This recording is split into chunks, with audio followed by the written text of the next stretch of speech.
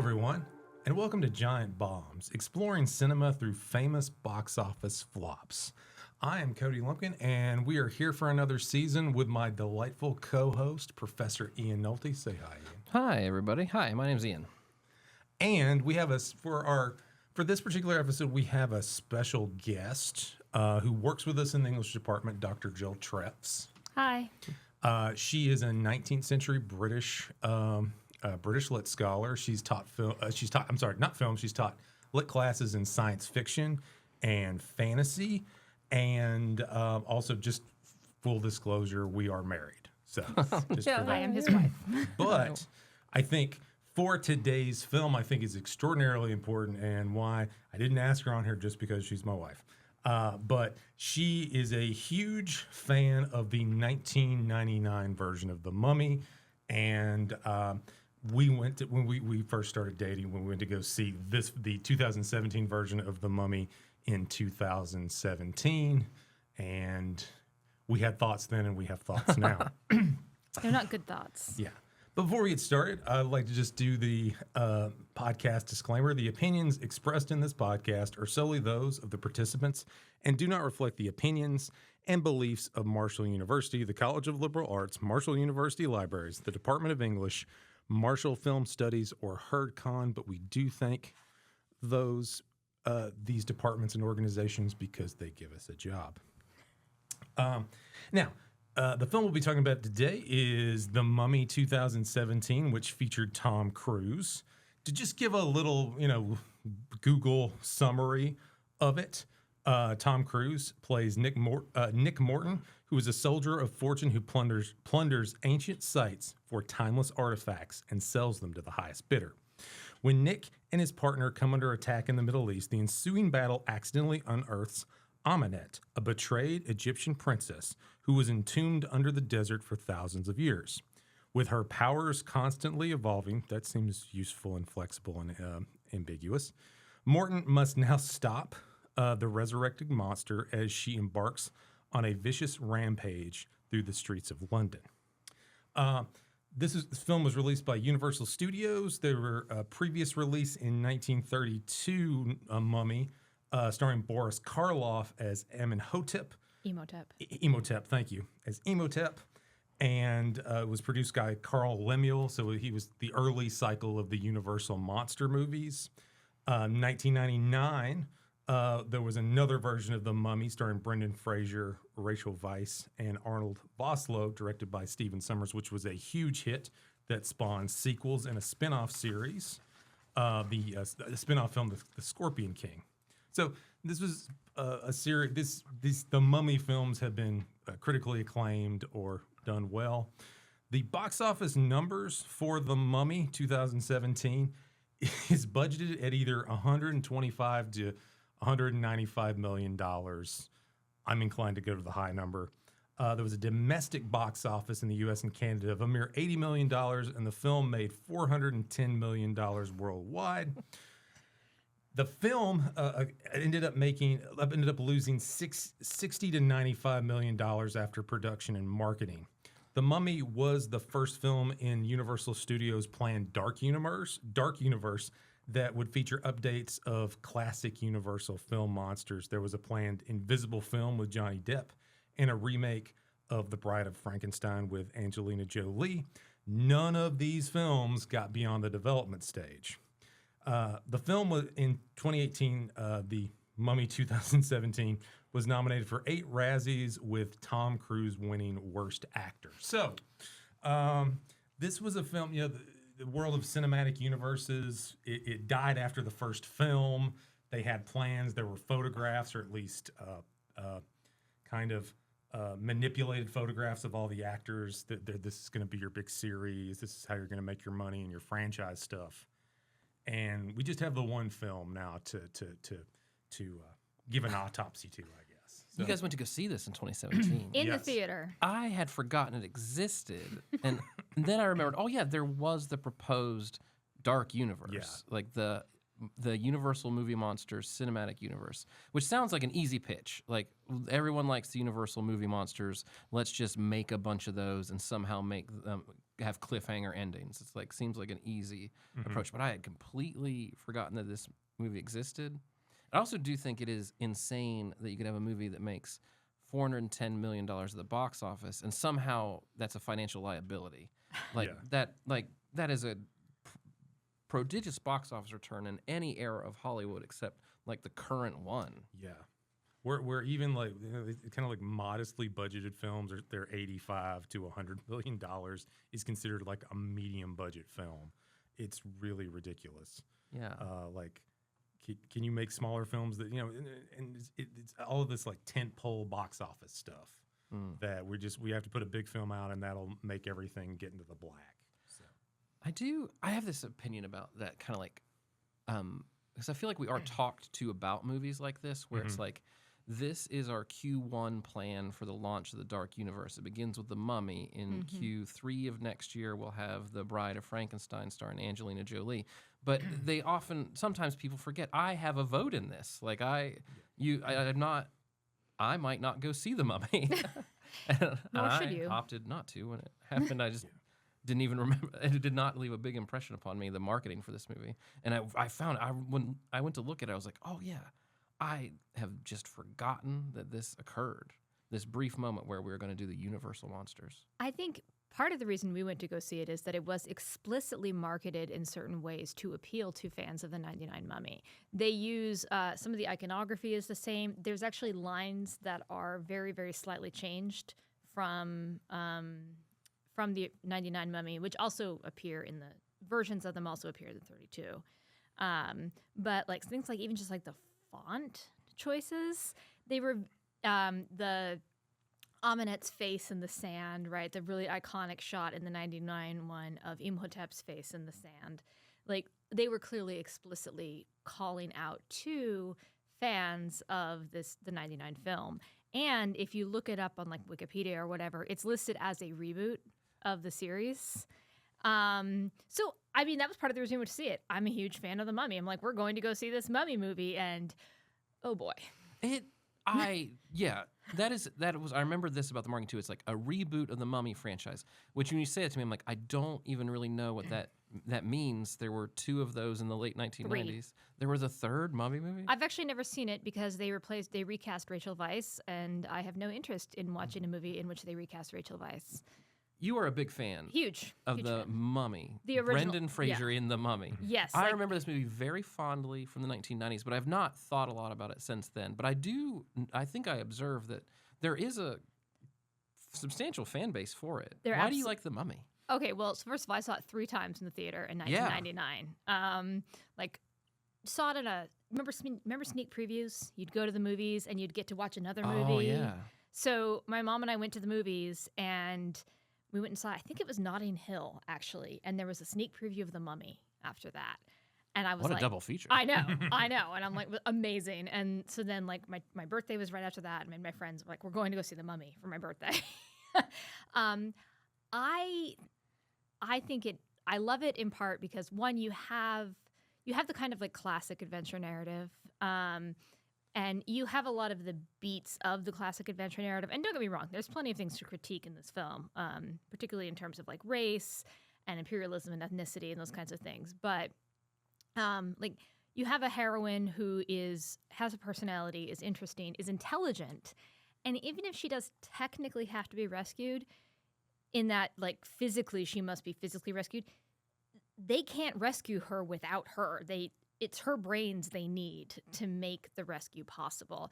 And you have Brendan Fraser, who is so like one of the things that I see a lot. I'm in like a mummy meme posting group who share two universally shared opinions. One is that 1999 Mummy is fantastic, and the other one is that the 2017 Mummy is terrible.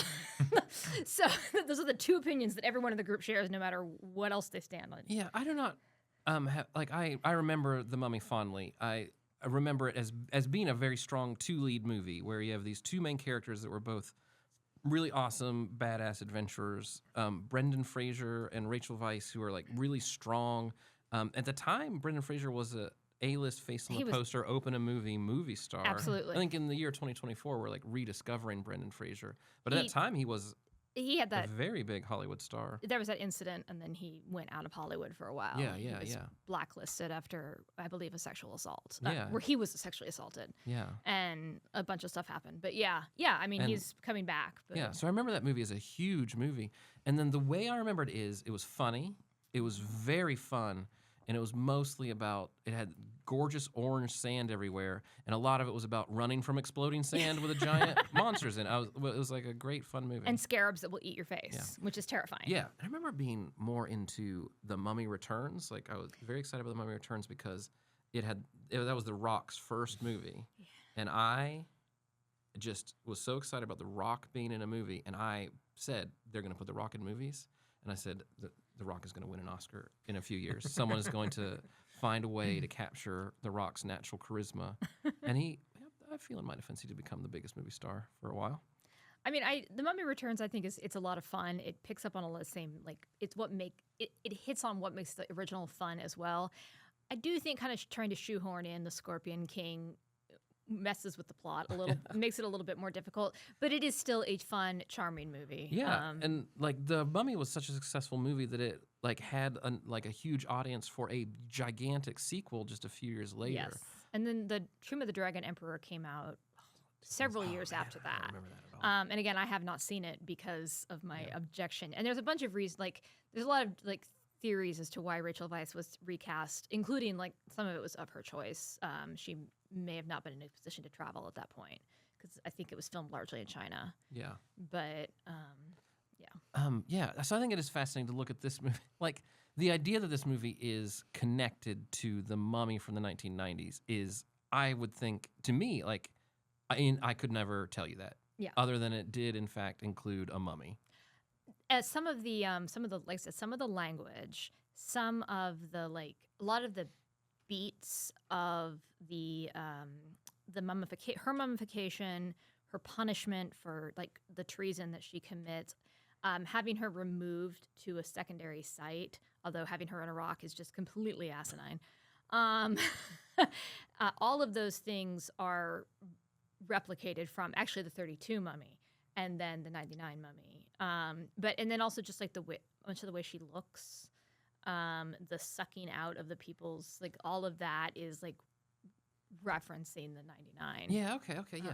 I know the movie really well, so I was like, oh, I know Yeah. that line. Yes. I think I would have to go back and watch them back to back to really pick up on these. I think they were like subtle tips to the Mummy fandom. Yeah. But I can't imagine like being I think if you're a big Mummy fan, there's no way you could be satisfied by this movie. God, It's no. got nothing I mean, to do with those other Mummy movies, and it's not that funny. it wasn't funny at all. And I mean, if you saw my notes, I've got repeatedly my notes just say things like Nick is less than Rick, and like blonde knowledge lady is less than Evelyn, camel spiders less than carnivorous scarabs, like a lot of math formulas. And there's a lot of this. It's the term I've heard is weaponized nostalgia, which is to try to get you into see the new film, so they remind you of something that's more awesome from the past. And it's strange because this is clearly a remake and not a legacy sequel or anything like that. And it seems like it was really the last of these kind of reboots that we saw. Everything had to you had to bring back the older characters in whatever physical state they're in, because hey, people want to see those characters that they love so much in those films. I mean, for what it's worth, Twisters managed it this summer. Yeah. They actually did a good job. And I'm also a huge fan of Twister. Yeah. Again, 3 times in the theater. And which that seems to be my marker for how much I love a movie. But Twisters did it without like any overt. There's one like overt homage, but it's really rare to see that done well. Twisters does feel much more in the spirit of Twister in a way that this movie Yes. does not at all. No. Twisters was another one that surprised me that I was like, oh, there's this big nostalgic swelling for Twister. That's what we're. Oh. But I guess Again, it's time. Twister has a huge. Again, it's another one of those like maybe people don't realize it has a huge following. Yeah, it was just. It sold a lot of tickets. A lot of people saw that movie. Mm-hmm. I was thinking about the thing I remember about the Brendan Fraser mummy is that like Brendan Fraser is really funny. He's great. He's like a great comic actor, and so in this action adventure, you have this great leading man who's very funny, and that a big I just didn't think that Tom Cruise was funny in this movie. Not at all. And I could tell there were opportunities for it. And I was trying to think about why it doesn't. He has a couple of funny lines, like I forget the female lead in the movie, Annabella Wallace as Jennifer. Like, there's a point where he sends her out in the parachute. Right. And the I thought crash there was plane. another parachute. Yeah, it's a very funny line. She's like, "You sent me with the one parachute." And he's like, "Oh, I thought there was another one." But I was like, "Oh," I heard that line. I was like, "Oh, this is supposed to be a joke." But like, why doesn't it work? And I just decided it was like Tom Cruise can't play hapless. Like, the guy is supposed to be kind of like fumbling around, but Tom Cruise is so self-assured. It doesn't come off as charming. Yeah, he's generally not like.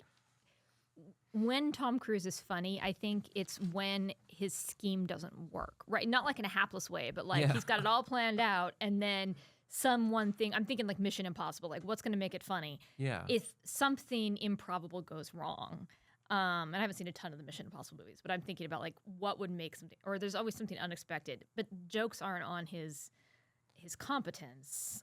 Also, I don't think you got to have a sense of humor about yourself. Yeah. And I don't think he has a really great sense of humor about himself, or at least he doesn't play characters that do. Yes. Like, this character, the character as written, I think is supposed to be a little bit hapless and charming in a fumbling way, in a way that Tom Cruise is just not. He looks like a superhuman, and he behaves very precisely. And Yeah. I mean, like Rick O'Connell, the Brendan Fraser character in the '99 film, he is, on the one hand, like, he is very competent at what he does, but he also is, at the end of the day, he knows he's primarily hired muscle. He stands back and lets Evie take charge of like the intellectual side of things. She's running the dig. He's also like flirting with her in the most like absurdly awkward ways imaginable. That's in a way that's adorable for someone who's clearly like sexually self-assured. He steals somebody's archaeology supplies and he's like, "Here, I thought you might like these." But also, like, the other thing is, all of the characters in that movie are funny, except maybe Ardith Bay. Like, most of them are, like, the movie opens after you have after the prologue and then after Brendan Fraser's survival at Hamunaptra. It opens with Evie standing in the library trying to file a book. And then she has a domino cascade of all the shelves in the library, and it's extremely. I mean, that sounds ridiculous. It sounds like slapsticky. It's actually extremely funny, and she's just like, "Oops," but she's not an incompetent character. It's just the kind of thing that like things happen, and maybe it's just as a clumsy person I relate to that. Yeah, I think about there's a whole I call it like, is this part of Tom Cruise's irresponsibility trilogy? But there are these kind of characters. There was a saying I remember growing up is, "Hey, do you know that Tom Cruise film where he plays the cocky young guy?" And this is like, do you know the Tom Cruise film where he plays the cocky middle-aged guy? Yeah. And it seems like, I think particularly with Cruise and what we associate with him now is, he likes to do his own stunts. I will say, however good or bad Tom Cruise is, he doesn't phone it in. He gives a full effort no matter the job. We always got to give him credit for that. But his performance kind of reminded me of the dad in War of the Worlds, where he is literally the most irresponsible dad to poor Dakota Fanning, where it's like, "Come on, let's see this alien invasion here, honey." And just so many of these films where if you were a younger person, you'd say, "Well, they're just really young and dumb." And it gets to be a little extraordinarily annoying when they're like actually in charge and responsible for other people. And I would say that his performance, that we think about like Mission Impossible and Top Gun, he is this reckless guy, but he does it because he's doing it for the mission, or he's doing it to help his friends or something like that. Where this guy just seems to be doing it for money, and that is like the most boring motivation you could ever have for a character. And in Top Gun, both of them, and in Mission Impossible, he's reckless, but he's actually almost as good as he thinks he is, right? Mm-hmm. I mean, he is genuinely in Top Gun films, he's a really, really good pilot. He's a dangerous pilot, but he's good. I don't know how he hasn't been court-martialed already in this film. Like, he does not seem to be a particularly good soldier. And I said this in my notes, but I'm like, how do you spend any amount of time in the Middle East and not know that haram means forbidden or forbidden knowledge? Like, that's a whole scene that he's like, oh, it means treasure. I'm like, no, That's it, his first misunderstanding. right. I'm like, no, it doesn't. I don't even speak Arabic and I know that. Like, how do you spend any amount of time and not know that? So he just seems like there's no competence except maybe at not dying. That was a mismatch, I thought. I think the character as written is supposed to be bumbling, foolish, and like morally ambiguous and very selfish.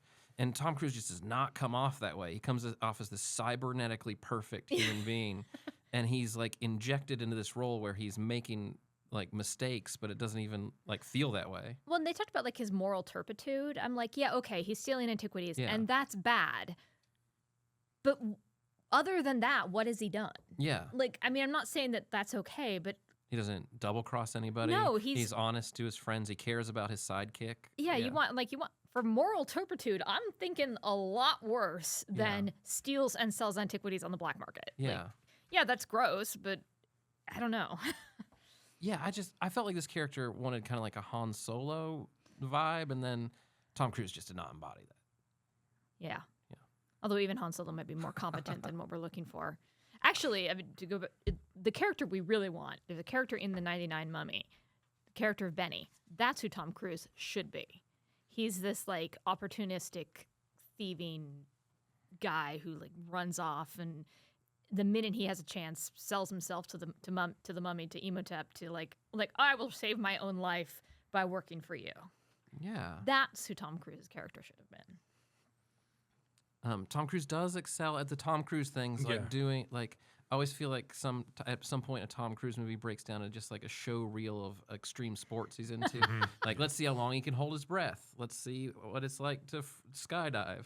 Yeah, you've got airplane scene, you've got water scene, you've got him running. Which again, I think there's like super cuts on YouTube of him running, and I think they're like well over an hour of just him scenes of him running. Oh yeah, at a full sprint. Always at a full sprint. Yeah.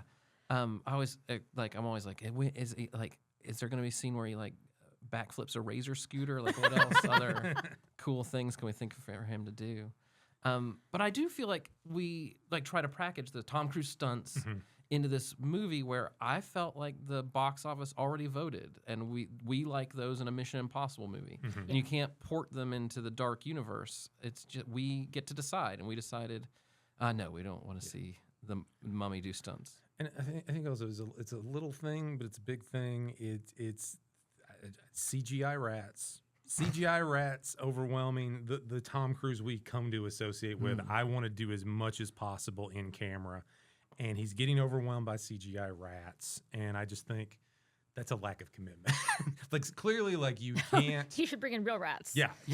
I mean, and I think about those like scenes in like Indiana Jones films where they run into the rats or the insects or the snakes, and those are all real snakes, and so it has a weight of fear to it, and obviously I think there's a kind of ethical treatment of animals thing where nowadays we've tended to go, let's just see if we can CGI something. We don't have to have an animal get stressed or hurt in any way, but it does take away. It does take away from that impact and what's actually scary. Like, again, there's CGI sandstorms in this film I never find scary, as opposed to someone actually like they're blowing a fan with sand at them, which there's a real threat that you might get something in your eye or something. So it doesn't really click with that kind of the current time. Like, we're going to try to do as much as we can. We're going to try to actually do what we can in live. Yeah, I do think this movie suffers from that feeling of like I'm watching a famous person like sprint in a blue dome, and what I'm really looking at are digital layers. Yeah. But like the underwater sequence was the one that really made me go, oh man, this is wild to watch. He is really holding his breath. That part, I turned to Cody and I said, this is like a video game. Yeah. It felt exactly like, I got to keep pushing the buttons so that Tom Cruise keeps swimming and the Crusader mummies don't get him.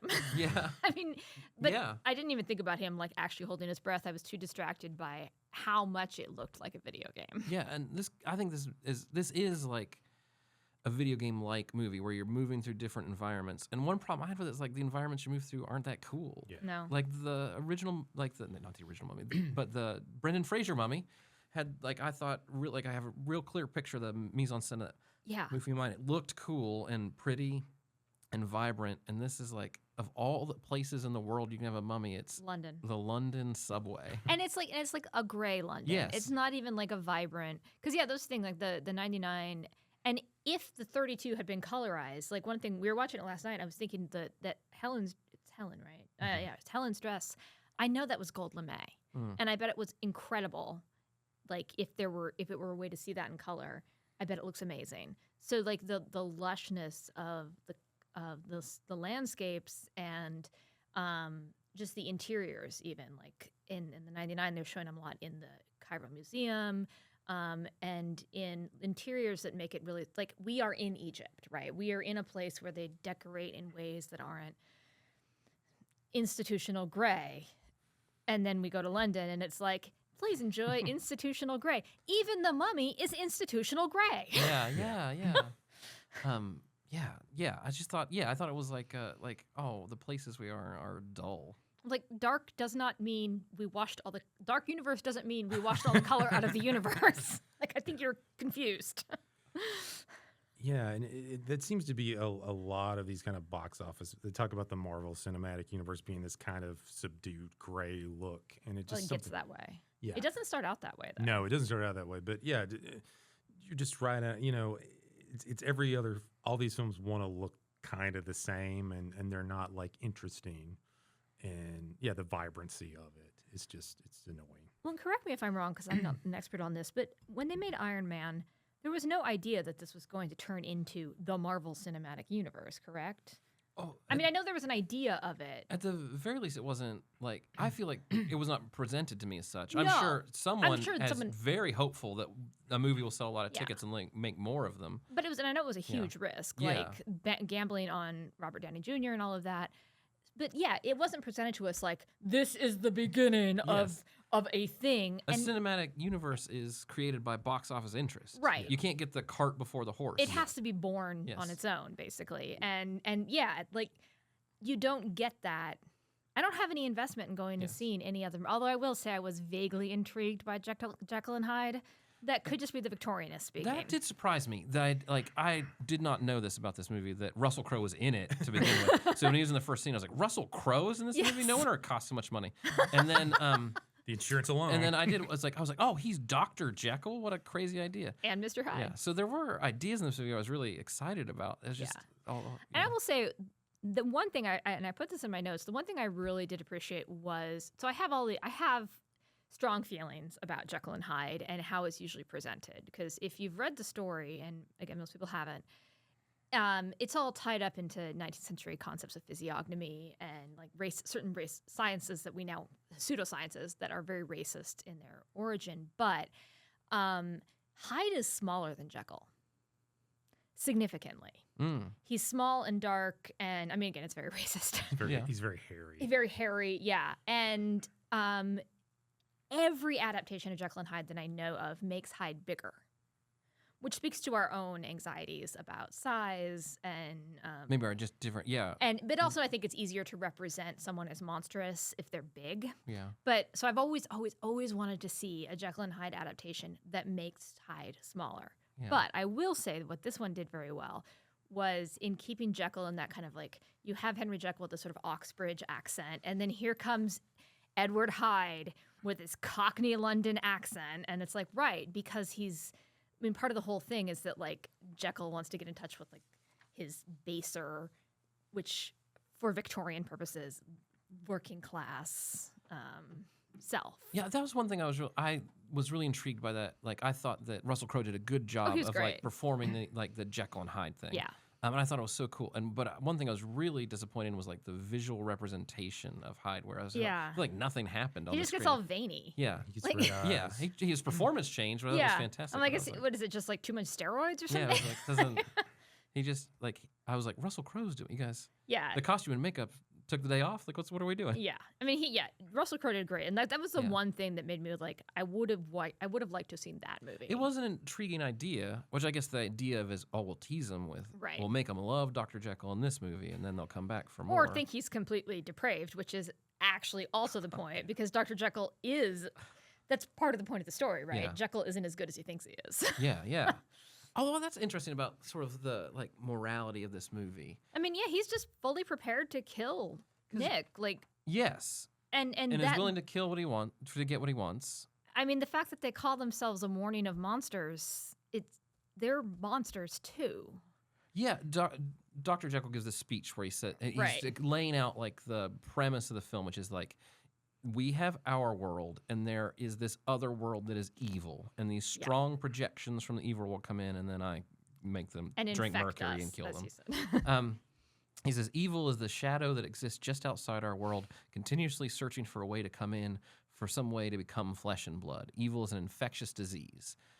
So in his concept of evil, there is the status quo, and evil is something that threatens to upend that status quo. And in Act 1, for Amentet, like, the thing that makes her evil is she wants what everyone wants, which is like power. She believes she has a pathway to the throne, and that is cut off for her. Largely, I think, if I remember correctly, it's portrayed because of her gender. Like there is a male heir that replaces her, and then she seizes power, and that's what makes her evil. Is she upsets or threatens the status quo, which is, I think, a really interesting moral conundrum. Like essentially the same one at the core of like Blade Runner. And then when you have Amonkhet like in chains vomiting mercury, the question is like, which character are you rooting for, who you're not?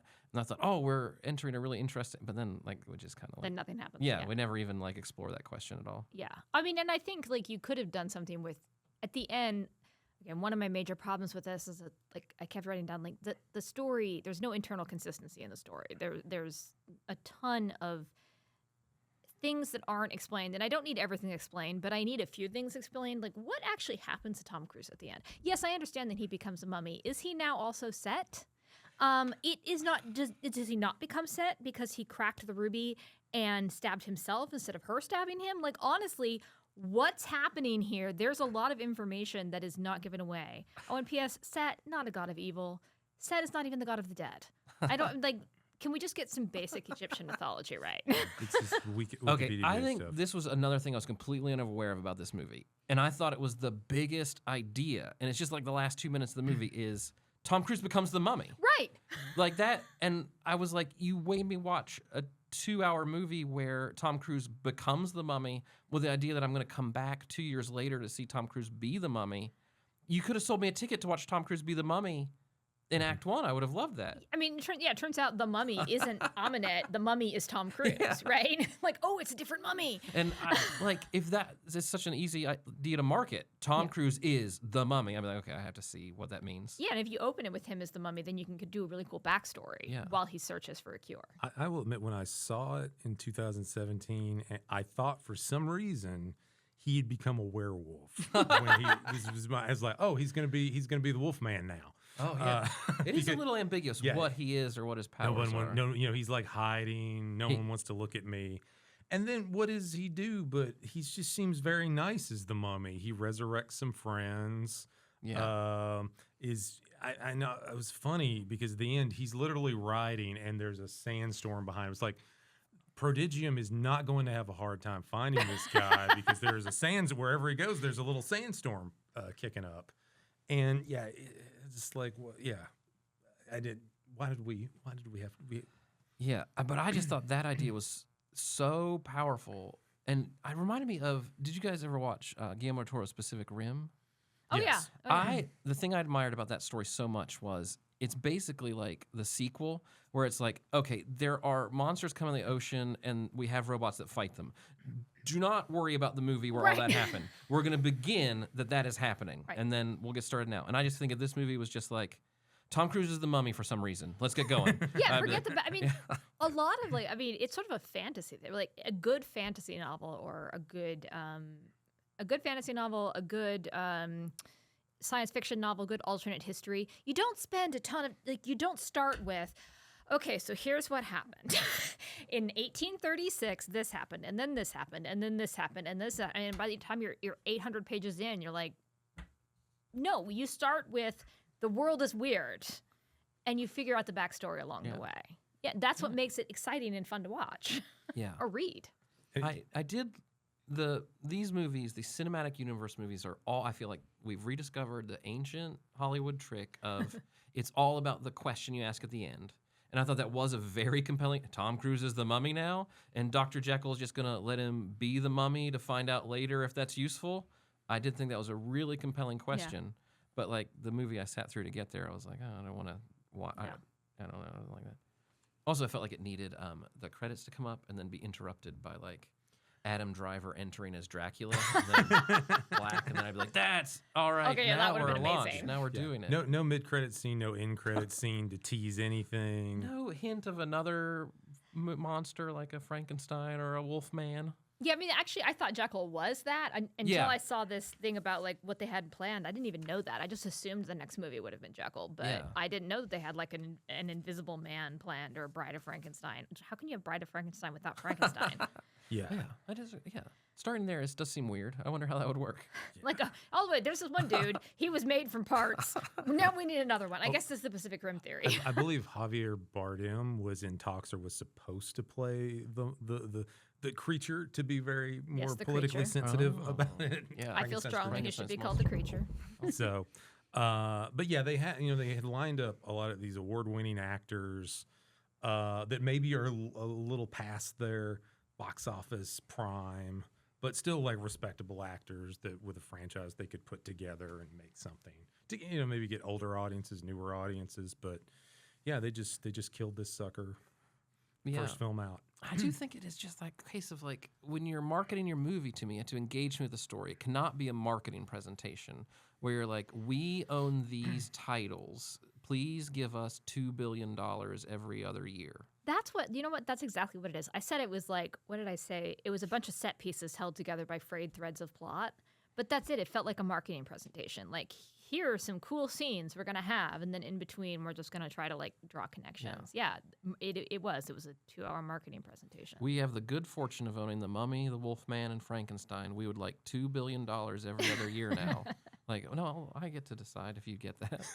And there's a scene too. I like to call it the room of embalmed Easter eggs, where they've you see a limb from the creature from the Black Lagoon. Oh. Which, if you've seen the creature from the Black Lagoon, it makes you very sad because the creature from the Black Lagoon is about he's a creature in the Black Lagoon, and all these dickish white people show up to interrupt him and kill him. And he's just being a creature in the Black Lagoon. So He's just chilling. he's just doing his thing, and they're like, "Can y'all just get out of my Black Lagoon?" And then there's a vampire skull with the fangs. So it's clearly like, oh, look at what we've been collecting. Here are little Easter eggs for you for what we might potentially do later. Which I think, it's something also like usually you would expect films later in a cinematic universe to do this franchise referencing and like maintenance of like, oh, we're going to talk about this story and this story. But then we're like, what is any of this going to be if you don't have a good first film? Yeah. I feel like we're all at this moment in time tired of movies that are mostly about getting us excited about brands. Yeah. Where it's like, oh, let's get excited about this brand that we consume. I don't know. Yeah. I mean, honestly, I brought in my like Evelyn pop figure. Oh, yeah. This came out like 2 years ago from the 99 Mummy. Or maybe it was 3 or 4 years ago now. But I mean, these literally just came out 20 plus years after the film. The film, there was, of course, marketing and everything, but and these weren't really a thing then. But the fact that they've just come out with this fairly recently speaks to you just didn't. When I saw that movie, I didn't feel like I was being sold a product. A charming movie with genuine box office support makes Exactly. an enduring property. Exactly. Yeah. It's hard to jumpstart that. It's hard to design that where it's like, what's our idea? Let's make a movie with an enduring fan base. Right. Like, it's hard to start there. Yeah. I mean, admittedly, it worked for Star Wars originally. Not that Star Wars itself was a merchandising thing, but the next couple, right? Like, they had that merchandising locked down. Yeah. But the original Star Wars was not a cinematic universe. No, it wasn't. Star Wars was a movie about a blonde kid that blows up a robot planet. And then everything else comes after. Right. Like, right. You have to engage me with the story first. Right. Yeah, the story itself works on its own. It stands on its own. Yeah. You can see Star Wars and not see anything else, and it makes sense. Yeah, I like stories. I like stories, and I like to collect them. I do not like to sit in my chair and wait for the brand to come to me. I mean, just the charming and antiquated notion of you'd like a film with a beginning, a middle, and an end. Oh, Yeah. Would be helpful. I'm okay sometimes with a movie Yeah. implying that there's going to be more movies. Right. But I do feel like sometimes it's just exhausting where it's like, this is like homework for me now. Like I've got to wait 2 years and then remember all of this and come back. Sometimes I'm like, I don't know. I just wanted it to Yeah. I just wanted to laugh and then it to be over. I think that's why the end credit scene in the first Iron Man film is so effective because it tells a complete story. And then he shows up, and Samuel L. Jackson with an eye patch is there for some reason. You think something else. We're in a larger world now. Yeah. And I think most people just walked out of the theater before they saw that, and then they're like, oh, there's They hadn't trained us yet. They hadn't trained us yet to stick around. And I mean this, it is, and I think to a lesser degree the so-called DC expanded universe, which is now no more, wanted to kind of they wanted to go big on their second film. They did the Superman, whatever the Superman film is with Henry Cavill, where he kills people, and the 2013 Superman, and then they went right to Batman v Superman, which was a retelling, which is an adaptation of The Dark Knight Returns, and you know that was a little premature. They didn't do a lot of their legwork, and there's a lot of franchise connections and maintenance there. But yeah, it just seems like a move that, and also I ultimately wonder like how hankering are we for retellings of Universal classic monsters? Like we love if you love those old horror films, Frankenstein, Boris Karloff as Frankenstein, Bela Lugosi as Dracula, you're not going to be able to make that kind of film now. It's just a different world, a different way, different filmmakers. And those films in the 1930s, they were not concepted as a cinematic universe. Yeah. It was just interesting horror films that like you took notice of, oh, this one company made a bunch of interesting horror films. Oh, they made a fifth interesting horror film. I'll go watch that one, which I feel like that, the sense of like stories developing organically sometimes gets lost. And it was like maybe into the 40s they actually started to cross, Frankenstein meets Dracula, and they were kind of really the first cinematic universe. House of Dracula, House of Frankenstein, where you have the Wolfman and the Frankenstein and Dracula in the movie. But even then they had standalone films like The Invisible Man, The Mummy, things like that. So Well, I was thinking, like, going back to the cinematic universe thing, the one thing, so I saw Avengers without really having seen any of the other films in the Marvel Cinematic Universe. I think I'd seen Iron Man. Other than that, I had nothing.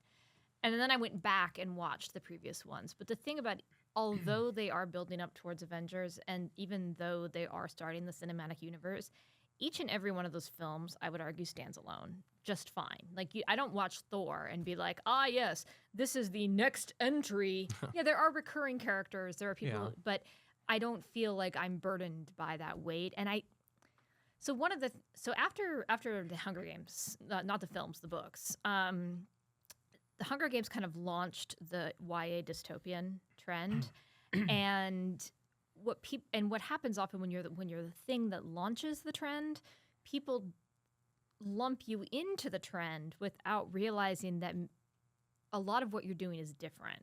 So like there's a lot of a lot of those YA dystopias or dystopian narratives that follow the Hunger Games are not nearly as good or nearly as complicated or nearly as interesting. And the result is that Suzanne Collins and people like, Katniss is trying to choose between, it's a love triangle. I'm like, actually, Katniss is really just trying not to die. And she would prefer it if these two guys also didn't die. And they can figure out their sexual issues later. Like, let's just not die. And I kind of feel like early Marvel, not now, but early Marvel is maybe a little bit in that same boat. Like, Marvel did something not entirely unintentionally, but not realizing what would happen, and then everybody else is like, well, they're over there printing money. We need to do a cinematic universe, and it's like, well, it doesn't work like that. Like, you can't force it, and it's just like all of these. Publishing trends I think are kind of the same way. Somebody hits it big with whether that was Harry Potter or the Hunger Games or like Romantasy right now. somebody hits it big and then everybody else starts doing the same thing. But oftentimes those are just pale imitations or they fail. Yeah. I still think we are like waiting on that movie where someone finally says, "Do you know what everyone would like to go see at a movie theater? A medium expensive movie that is charming and exciting, and then it ends. Yes. And it's 90 minutes long, and then we could just all enjoy it." Yeah. And then there's no homework associated with it. It's not like, well, be sure that you have a good background in the history of the Transformers before you show up. But, or there's, and then there's going to be a TV show and another movie next summer. It's just like, just let us have one theatrical experience. As someone who has taught a Marvel Cinematic Universe class at the 200 level in our good films, I really enjoyed teaching it. Taught it in 2015 and again in 2019.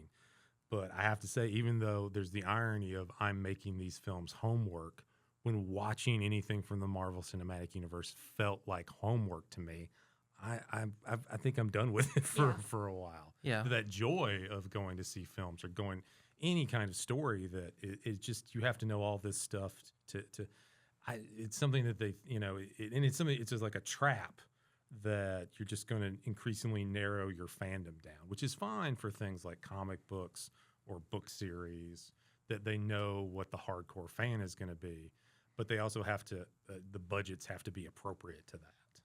I think like something like mysteries, detective stories are really good at that because you kind of know what you're going to get and there's a consistency. Depending on the author, there's a consistency to it. Yeah. And I do think this movie, like, it begs you to watch another movie, but it never really concerns itself with if you're having a great time with this one. No, I mean, I said after we finished it, I'm like, the thing about this movie is it's bad, but it's like mediocre bad, right? It's not bad enough to be fun. Oh no, that's the thing that's so amazing about it is everything is so like really professionally done. Like the screen story is really well constructed. The movie is really well shot and edited. It's just everything is so middle of the road. Not bad. If it was bad, It's that would just be more meh. fun. Yeah, or mid, as they would say now. It's If there was something truly bad about it, I would have gotten more excited. Well, I mean, but I think that actually is what makes it worse. I think that's why it's actually so bad. Like a fun bad movie, it's fun to watch, right? That there's joy in that. This movie is joyless. There's nothing which makes it, for my money, a worse movie than a fun bad movie. Like, I know y'all did Cats last year, and like, look, I don't know that I ever want to see Cats again because I actually thought it was kind of traumatic. It was so awful, but you can't deny that it is an experience. It was And this is not an experience. This is something you have to endure. This movie does feel like a very strong team of competent professionals clocked in and delivered the product on time. Yes. And then I was like, no one did anything crazy. I need something weird in a movie. Right. I mean, yeah. I mean, I had a few things that I thought were weird, but they were mostly just like nerd things. Like, again, I don't understand why we had to bring in the Crusades or why we had to set this in London or why we don't know what reliquaries are and how they work. But that's just me. I'm like, that's not what a reliquary is. We don't hide what would be considered in the Middle Ages heathen artifacts in Christian reliquaries. That's not what they're for.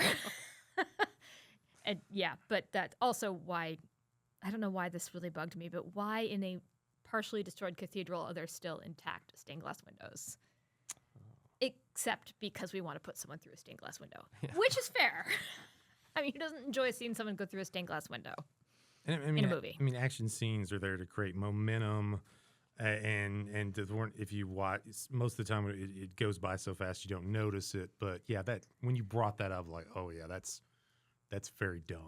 Well, and the altar cloth too. There was like an intact, sort of a beautifully embroidered altar cloth, and I'm like, again, earlier the cathedral was partially destroyed, and now we're in a different part of it with intact stained glass windows. Unless the zombie minions did the stained glass and set everything up, that they're efficient. They had learned Christian rituals. They learned all this stuff, and so they could do it properly. Which I don't think that's the case. I mean, they were sort of like Christianized zombies ish. That was the whole other thing. why Amunet has control over all of the dead. There's no, I mean, this is, again, you don't have to explain everything, but one line somewhere where somebody's like, yes, and if she rises to her full power, she will have control over all of the dead. Which would also make the whole earlier scene where London is basically built on a graveyard, on 1,000 graveyards, it makes it more compelling. Instead, it's just like all of a sudden I'm like literally going, why does she have control over Crusaders? Like, she's Egyptian. Again, coming out of in the 99 Mummy, Imhotep only has a fairly limited amount of power, and the power he has is over people he might have controlled in his life. And even then, it's only with a certain amount of magic. Yeah. Again, internal consistency really bugged me. I do think it's important because I do think that you have to be able to articulate what is happening and why in a movie while you're watching it to stay engaged. And if it just seems like things are happening, you're kind of like, To me, it speaks to, like, again, that some of the basic. This movie feels like a fantasy or horror narrative told by people who don't understand fantasy and horror. Because there are rules to fantasy, and one of those rules is that you can do whatever you want with magic as long as it's internally consistent. Or if it's going to break, there's a reason for it. Like maybe they didn't know you could do that, but then you can do it. The rules are all over the place here. They don't make any sense. And it's not like they have to make sense, but you have to give some narrative reason for them to be there. Same thing with horror movies, right? If all of a sudden the creature that can walk through walls can't walk through a wall, why? There's got to be a reason, and it can't just be because we needed that wall to be there, right? Right? And those are the kinds of things that it ruins your suspension of disbelief. And there's all kinds of things that can be silly and fun and ridiculous that don't ruin your suspension of disbelief. But if like from a genre perspective, you're violating the basic rules of how these genres work. Yeah, that was another thing that I really kept having to remind myself of this movie. It's like, oh, this is supposed to be an action horror movie, and I did feel like I did every once in a while I'd be like, why is this tone of this so dark? I'm like, oh yeah, it's an action horror movie called The Mummy, which I felt like I was always losing track of, the idea that this is supposed to be a horror movie at its heart. Well, and also what she kept doing to people, she was making them into zombies. Yeah. Those weren't mummies, those were zombies. Yeah. That's a different thing. Oh, yeah. Mummies and zombies are different. And I'm like, again, why are all of these dudes coming out of the tombs? They're not mummies. So it was, again, to me it felt like, honestly, it felt like there was a bunch of people in a room who were like, okay, so we can just grab from all of these things but not make any effort. It feels lazy. Like a cafeteria tray of exactly, but things you like. They won't notice. The idea, it's actually kind of insulting. Like, people who would like the stuff won't notice. I'm like, actually, they're the ones who will, more than anyone. I think there's 3 credited screenwriters on this, including Christopher McQuarrie, who wrote famously The Usual Suspects and has directed the most recent Mission Impossible films. But it is a script that screams of someone did a draft and someone else completely different came in and did something completely different. And it has this very hodgepodge. Mm-hmm. It seems like a Frankenstein script. I do not know for a fact, but just observing the movie, it does feel like something that Tom Cruise came onto late in the process, and it became a Tom Cruise movie in revisions, where there's a lot. I didn't know this. One of this. There's I think the director had directed a Mission Impossible film. It feels like the Mission Impossible crew gets attached to the Mummy, and then they make the Mission Impossible it up. Yeah, the director Alex Kurtzman, who had worked with J.J. Abrams, if we all know him, of Star Wars: The Force Awakens fame, among many other things. He was the screenwriter. Lost. Got lost. He was the screenwriter for Mission Impossible 3. He's been a scriptwriter, mostly a producer. He's a major producer with some of the new Star Trek shows, and he wrote the script he's one of the scriptwriters for Star Trek Into Darkness. So he's someone that does more on the producing side of things and the writing side of things than a director.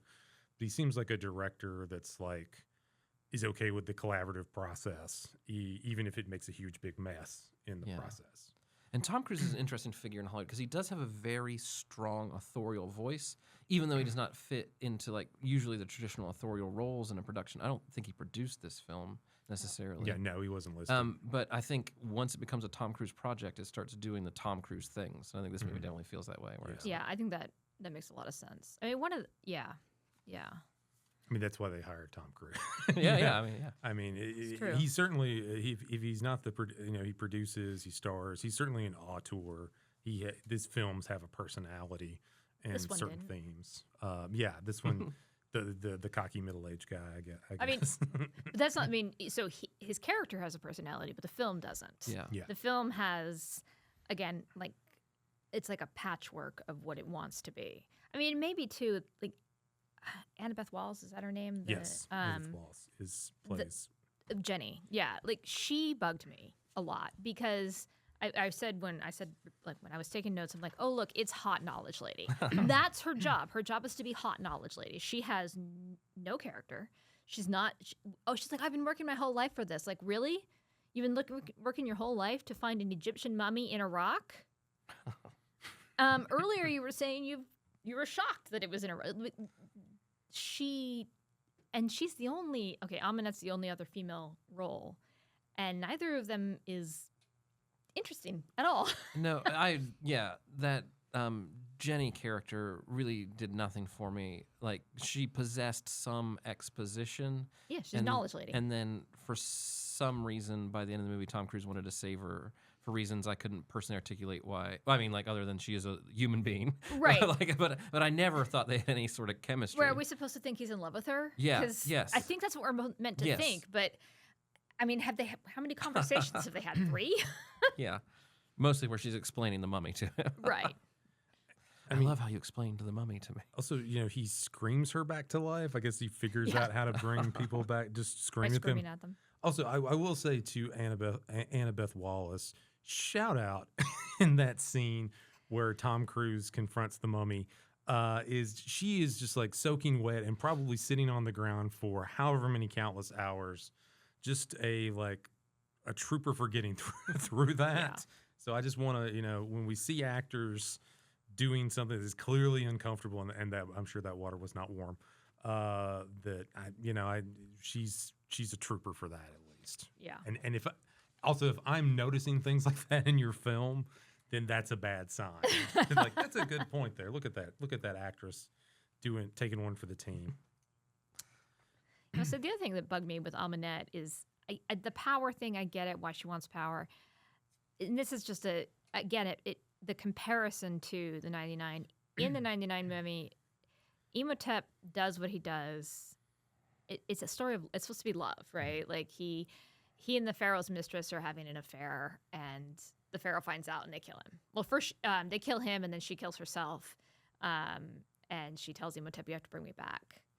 And then he tries to do that, but they catch him and they mummify him alive. It's a whole thing.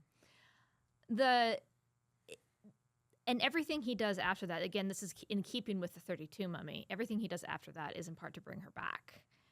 Versus here, her motivation, okay, fine, she wants power, she's displaced from the throne by the birth of a male heir, which is very frustrating. She then goes from 0 to 160 in no time. I think you put it in your notes, like, right? Like, why not just hire an assassin? Why did we go straight to invoking a death god who isn't a death god? But why did we go straight to like invoking, gods and being like, okay, I'm going to become possessed of an evil god and kill everyone? Like, doesn't seem like a very sane choice. Although I do appreciate that she does appear to be sane. And the thing that she does, she could have done without being possessed by an Egyptian death god. Right. Yeah. She could have just cut her father's throat and the baby's throat and everything. Also, they really leaned into that, like cutting the baby's throat thing. Yeah. Oh, I thought that was a very transgressive act for a movie that's supposed to be for a broad audience. Yeah. And not. I was like, it is. I think a movie I would be like infanticide as a subject. I would be hesitant to put into an R-rated horror film, and in this PG-13 action adventure film, I thought it was really dark. And it's the only place where you really see the blood spray. I mean, and having it be on her, I have all kinds of thoughts on the way her villainy is gendered. And and including her end is gendered as well. Like so much of like I think her end is very sexualized in ways that you don't necessarily see with earlier mummies and those mummies are male. It's like she has to be punished not just for her crimes, which are very real, but also for the transgression of being female while committing those crimes, which I don't even think is totally I don't think it's conscious on the filmmaker's part. It's just falling into that tradition, a much longer tradition. She has to be punished for wanting power. Exactly. Yeah. Yeah. And so we suck the life out of her again and put her in the mercury bath and then put her back in, just all these layers of if there was some way she would get out, obviously, if there were going to be a sequel, which we probably would have no interest in seeing even if they made it. There was one brief shot in this movie where they had her like chained up and they'd filled her with mercury and she was vomiting mercury. It was just this brief 2-second shot. I was like, I could watch this for a half hour. This is insane. The idea of like throwing up mercury is so fascinating to me. So there are ideas in this movie I was really excited about. I mean, the mercury thing was really interesting, although it was another one of those like they did explain it finally, but why is there mercury dripping? Oh, later we explain the mercury. Yeah. That's how we're supposed to do things. I did also appreciate that there is that moment of sympathy for her because it is disturbing to see her chained down. Yeah.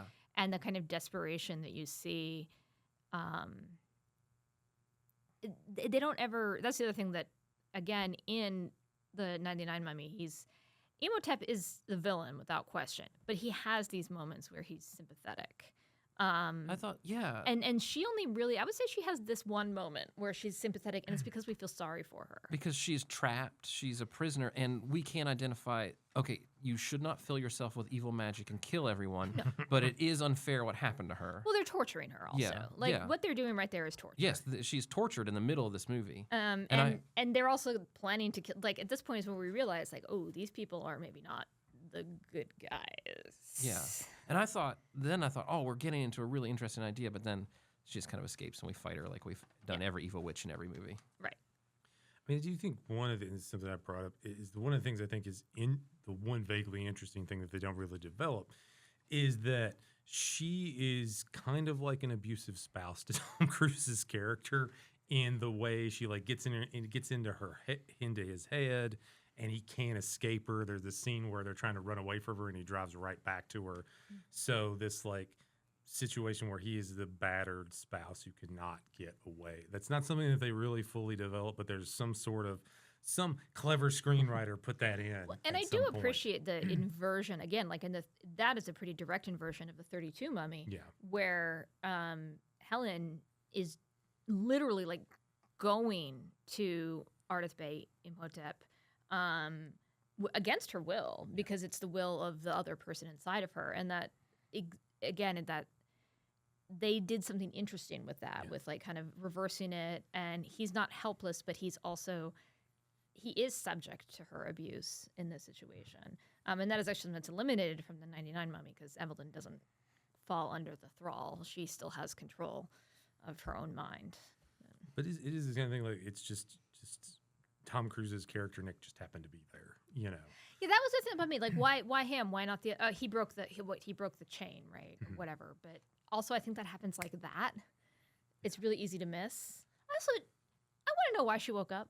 That is never explained ever. She just if you take her out of the mercury, she wakes up. Why did she wake up when she did? Why did she crash the plane? I have a lot of questions that are not answered by the narrative. And again, it doesn't have to be this is a list of things that happened, but it's helpful I think it's helpful if you're going to tell a good fantasy story, there needs to be internal consistencies. I keep coming back to that, but she just wakes up. Apparently, if you sneeze near her or something, she's going to wake up. She's been underground for 5,000 years and now she's awake. I don't know. I dislike the whole all you had to do was bring her above ground. Well, if that's the case, why doesn't she wake up when they're helicoptering her sarcophagus over a rock? Which I'm pretty sure that's not how you're supposed to transport those things, but whatever. Oh, fun fact about crashes and birds. I was looking this up because it was the one vaguely like if you fly in a commercial jet, what's the chances of getting a bird hitting the High. plane? And I think it's in the United States, it's about 11,000 birds hit just planes in general, and that there was in 1988, 35 people died in an Ethiopian Airlines Boeing 737 when birds flew into the engine. And it is the kind of thing where I feel like I've seen a couple of scenes in movies where a bunch of birds just crash into the windshield of a plane and kill the pilots, to the point where I'm like, we should be giving plate armor to pilots just as a precaution in case they are attacked by ravens or any bird that can penetrate the windshields. And then again, if I'm asking questions like this, that's not a good sign for your movie. The ravens also bothered me, but because I even went and looked, I don't know a ton about Egyptian mythology, but I know a little bit. I was like, I don't remember ravens ever popping up. And no, because they don't. They're just not there. I mean, I'm sure there were ravens and crows, but they're not part of like the pantheon. And there was so much stuff in terms of like the rats, the crows, the Crusader Knights. I'm like, I feel like somebody really wanted to make a British mummy. They wanted to make a movie using all of this like British imagery, the Crusades, and all of. They basically wanted to make Indiana Jones again. Yeah. Indiana Jones and the Last Crusade. They're like, oh, but we have to have a mummy. So they just sort of wedged them together because almost all of the like mystical iconography is English or British, not in keeping with Egyptian materials at all. Yeah. Oh yeah, this movie, it's just funny to say out loud, but it never goes to Egypt. No, they literally never go to Egypt. Yeah, never anywhere near it. No, Nineveh is what is it, 1,600 miles away from. Because I looked it up. It is 1,600 miles from Cairo to Nineveh. And so they would have carried her 1,600 miles with all of the grave accoutrement and presumably the mercury and the bronze to cast her coffin. And I know this is like, again, I'm overthinking this. I'm aware of that. I have even a term for this. It's called an undead skeletal pirate problem. But it's absurd. Yeah. And in the movie's defense, it is a big deal in the movie how weird it is that it has nothing to do with Egypt. Yeah, I mean, I will give them credit for that. They're not like, ooh, Egyptian mummy. Yeah. They're like, oh my, no, we're in Iraq. That's not normal. Yeah. But I still am like, you could have, even southern Iraq would have been less weird. Nineveh's way up north. I feel like that was partly a way to get in that sort of that was to get the American military in there. Yeah. And that was, I don't think you needed Which that. is not part of the story at all, other No. than that brief expository moment. Have him be a treasure hunter. Yeah. You don't Which have to is what he is. Right. You don't have to have him be an American soldier. Yeah. In fact, that does create another layer to the narrative, which actually made me more anxious about his moral turpitude that Henry Jekyll accuses him of having. I'm like, things were done in Iraq by American soldiers. Yeah. And I was like, oh God, what did he do? Yeah, it added like a dimension. I mean, I did say in my note, like it is an interesting resonance with the 99 film, which does open with Rick in the French Foreign Legion, having marched halfway across Libya and halfway into Egypt or something to find this like treasure city. And so there you have that kind of like imperial forces in the colonized Egypt. But so there's that resonance, but it really just felt like you said, Department of Defense. Those are money. interesting. That movie never comes within 100 miles of those ideas, though. No, it doesn't. Yeah. just sort of like a vague, like, oh, here we go. Never mind. Yeah, and just real little context, there is what's called the Department of Defense tax credit. And so films that want to depict the military or have the military in them, they can propose this. And if they as far as like getting military equipment to use for shooting your film, you have U.S. military equipment, you have to go through the Department of Defense. And if they'll, in a sense, does it, if they approve the script, then they can allow these things to be used, and there's a tax credit or a write-off for it. But usually, the Department of Defense generally wants to show them, their armed forces in a positive light in some way. So it behooves them, even if they get horribly killed by ravens or zombies, that we see them as competent, capable people. Right, and Courtney V. Vance's character fills in for that role. And then the military disappears from the film. Never to return. Yeah. Almost, because one thing, like Tom Cruise gets his ass kicked from the beginning of this movie to the end, to the point he's exploded multiple times. Yeah. And I think that's his idea, is like, oh, he can survive this because he's a soldier. Maybe. Oh, no, I think he can survive it because he's already been possessed. I mean, again, details, but I like those bodies should have been spread out over a 2-mile radius. Like, they're not intact anymore. But you got to do that so you can have the iconic shot of the people in the body bags. And of course, Tom Cruise getting out was the commitment. He gets in and put me in a body bag, and I'll give me a toe tag.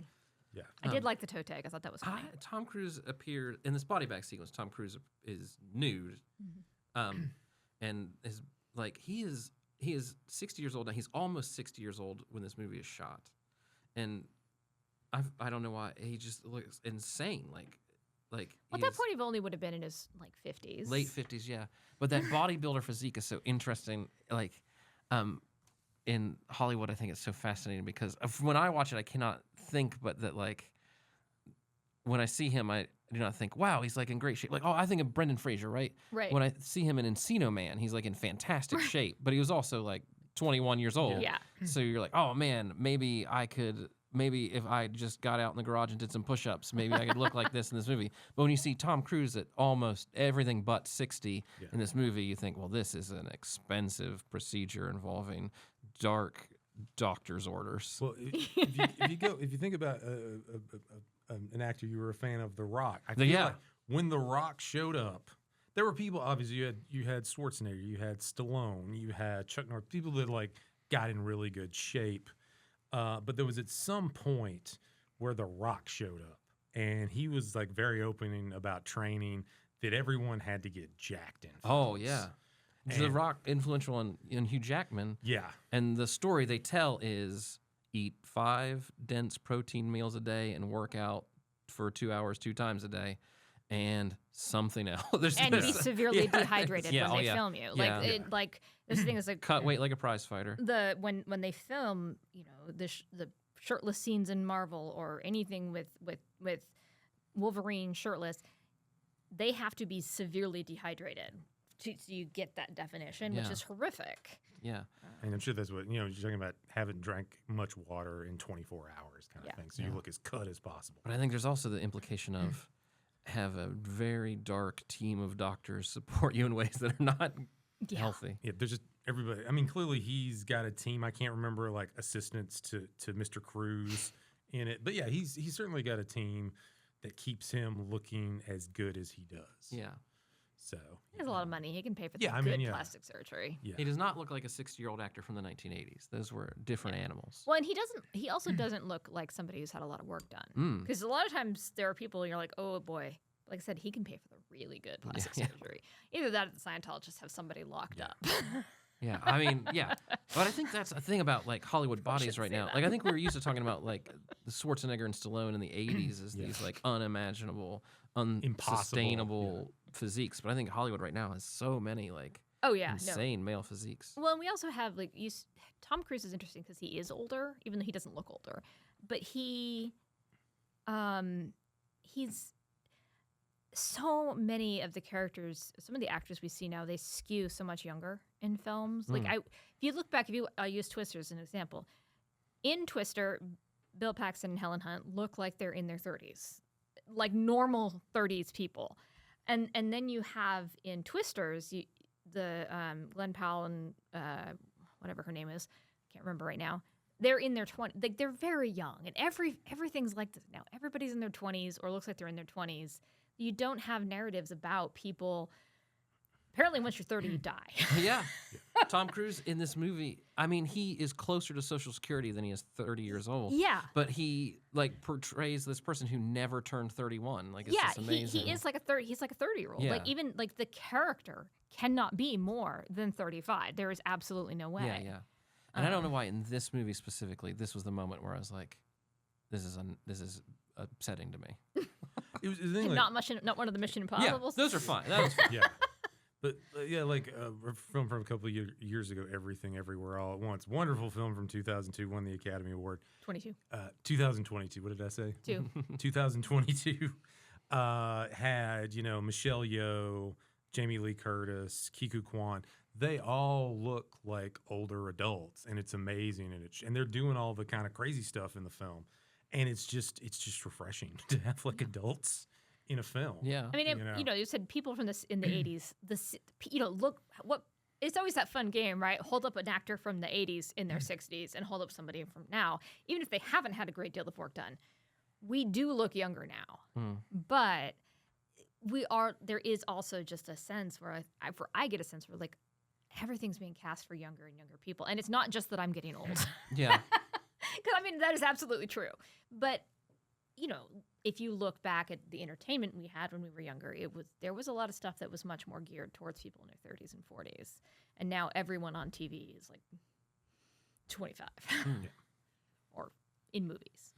Yeah, we just and I think maybe it's just because studio executives don't think middle-aged and older people watch movies. Yeah. Sadly, and so And that's like the magic of Tom Cruise is Right. He's magic. he can be a perennial movie star for decades and decades and never feel a day past 30. I mean, the fact is he's clearly a vampire. I mean, he played a vampire. It was exactly. He played a vampire. Like that, as it turns out, was a documentary.